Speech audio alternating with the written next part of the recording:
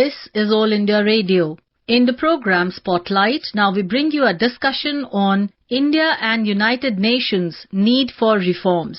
The participants are Ashok Sajjanhar, former diplomat, and Simran Sodhi, journalist. The United Nations and India, reforms that are needed within the United Nations. We are also having this discussion as the UN completes 75 years. And we find that there is a lot of discussion on the functioning and the reforms that seem to be needed within the United Nations working. Prime Minister Narendra Modi also addressed the UN General Assembly last night, where the Prime Minister also said that the United Nations today faces a crisis of confidence without comprehensive reforms. Ambassador Sajjanhar, when you look at the United Nations completing 75 years and we have this need of reforms within the United Nations, how do you then view this as a global body and its effectiveness? United Nations was established after the Second World War in 1945. And I think we need to keep in mind that there had been two world wars within a span of about 20 years before that. So the basic mandate of the United Nations was to ensure that such wars do not recur and that peace and security and stability is maintained in the world. So when the Secretary General of the United Nations, Antonio Guterres, he was speaking a few months ago, he said that the biggest achievement of the United Nations over its 75-year-long history is that no third world war has taken place. But of course, he said in the next breath that there are a large number of small and middle-sized conflicts that are taking place all over the world. And of course, they should not be happening. The Prime Minister's address to the United Nations last evening, where he said that we need a reformed multilateralism, that the United Nations needs comprehensive reforms, otherwise it faces a crisis of confidence. I think that is very right, because what is really implied is that 75 years ago when the United Nations was established, the environment was very, very different. We were coming out of the Second World War. There were just about 50 countries which were the original signatories of the United Nations. Today, the membership is 193. That means it has expanded by 4 times. So the United Nations, the structures that were created in 1945, those structures do not reflect the reality of today. There were only the victors of the Second World War who were taken as permanent members of the UN Security Council. Today, there are many other countries and which have done extremely well, which are very both economically, politically, militarily, and in terms of the influence, they are much stronger. And their voice needs to be heard. They need to be given a place there. And that has unfortunately not happened. So as the Prime Minister had said when he had first addressed the UN General Assembly, if you recall, in 2014, just after becoming the Prime Minister, and he had said that the 70th anniversary, at that time we were celebrating the 70th anniversary of the establishment of the United Nations, and he had said that this 70 years we should look at expansion of the UN Security Council. And in his statement yesterday, he referred to that also, and he said that this situation has really come at a dead end. There is nothing happening on that. He mentioned the 3 institutions of the United Nations. One is the Security Council, which needs reform. The other is the General Assembly, and the other is the Economic and Social Council of the United Nations. I think the biggest crisis of confidence that the Prime Minister mentioned, we can see as to how the UN has handled the COVID-19 crisis. Everyone acknowledges that this is the biggest crisis to have hit the world over the last 75 years, but still the United Nations and particularly the UN Security Council has really not been able to rise up to the occasion. Ambassador Sajjanhar, as you pointed out that the Prime Minister also yesterday, and India has consistently also been raising this issue, that there is a strong need to reform the United Nations Security Council. And the logic has been very clear that this is a structure that was set up in 1945 and that does not reflect the contemporary realities of the 21st century. Why do you think that there has been a lot of talk that we need to reform the UNSC and India needs to get a permanent seat. But why haven't we seen too much of movement happening at the ground level? This is global politics because as far as India's case is concerned, we know that 4 out of the 5 permanent members of the United Nations Security Council, they are in support of India's membership of the UNSC. It's only China which has been dragging its feet. Again, we know in the context of the rise of China that it sees India as a competitor. And it is, while it might be talking of a multipolar world, but it is definitely not interested in having a multipolar Asia. It wants a unipolar Asia. It wants subordinate India. It doesn't want an India which is equal to it. That is why China's strategy and its policies have always been directed at trying to keep India down and not allowing it to play its appropriate role as far as global affairs are concerned. We have seen that as far as the UN Security Council is concerned. We have seen that as far as the Nuclear Suppliers Group membership of India is concerned. So China will put obstacles in the way of India. And similarly, when there was this G4 body that was established with Japan, because Japan was one of the losers of the Second World War, and although in terms of its contribution to the UN budget and in terms of its contribution to global development and economic development and growth, it is playing a very important role. But there are other countries like Korea, like China, which again would not like to see Japan as a member of the UN Security Council.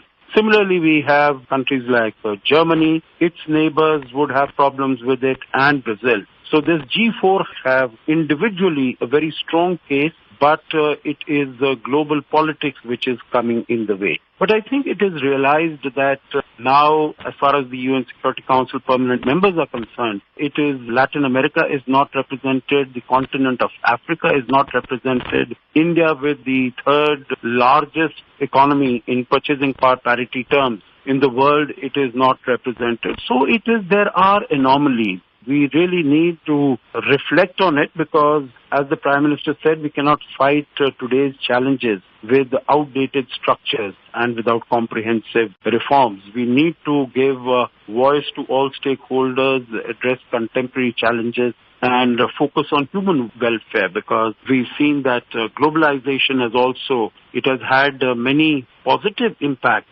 but then it has also resulted in increasing the disparity between the rich and the poor, between the haves and the have-nots. So I think all these aspects definitely need to be brought in as far as reforms in the United Nations are concerned. Ambassador Sajjanhar, we also find that the UN is increasingly criticized for sometimes not being as effective as it should be. For example, the ongoing conflict in Syria, and many people have said that the UN could have played a more proactive, better role in resolving the conflict. But do you feel that sometimes the UN faces an unfair amount of criticism and that the UN comes under fire more than it should be? Because we also find that the Prime Minister yesterday in his address, he also importantly said that our world today is a better place because of the United Nations.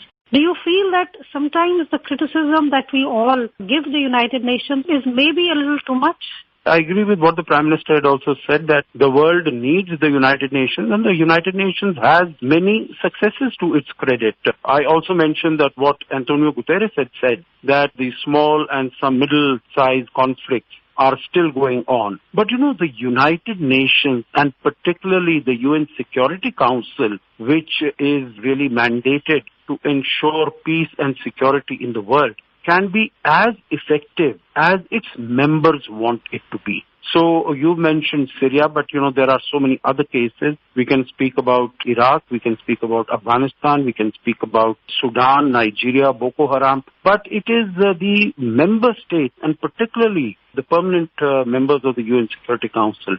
They have to come together. And here, all these members have diverse interests. What I had mentioned also about dealing with the coronavirus pandemic, I think that was ready for the United Nations Security Council to take some action. But again, because of the vested interest of China, because China was the president of the UN Security Council in March, China said that it's a health matter, it is not peace and security matters, so the UN Security Council cannot discuss it.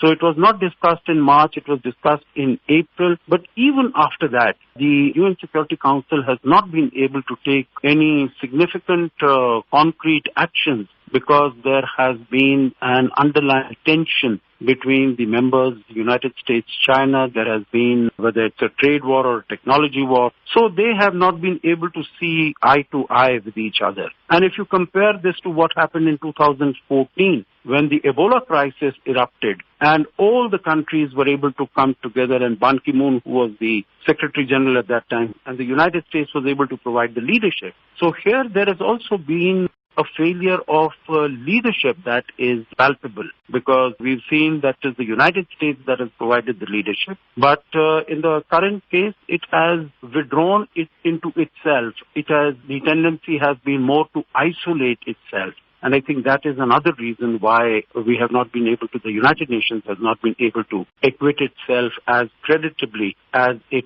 could have or as it should have.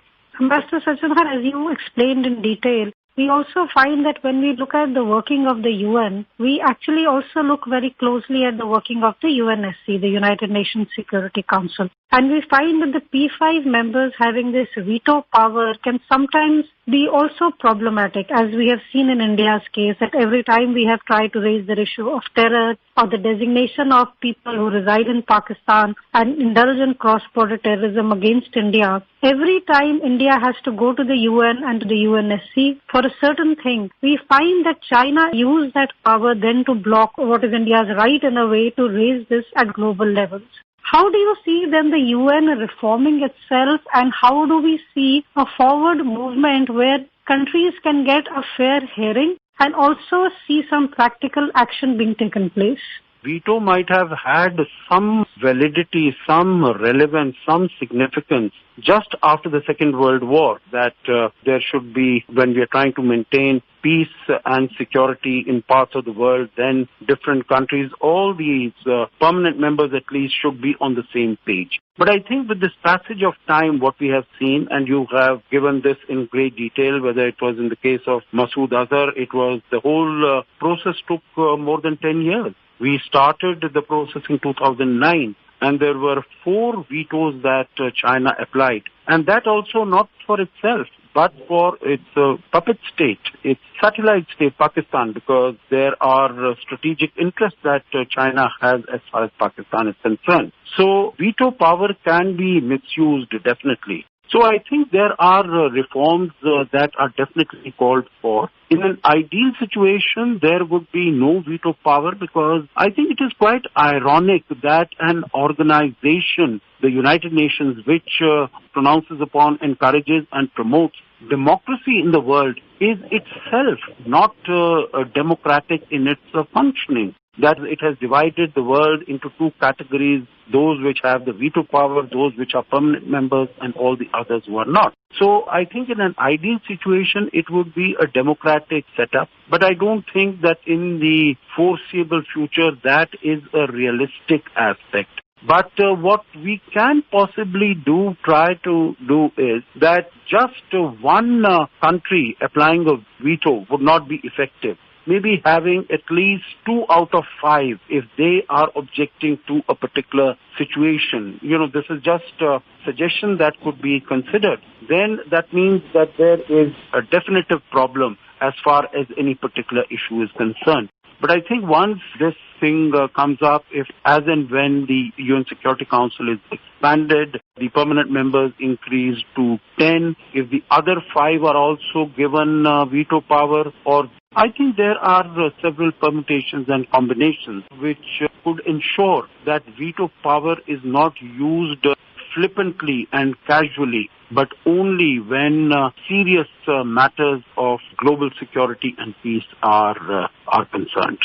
And in the coming days, we will continue our discussions on the United Nations, India, and the reforms that are needed within the United Nations system. With this, we bring today's discussion to an end. Thank you. Thank you. You were listening to a discussion on India and United Nations Need for Reforms.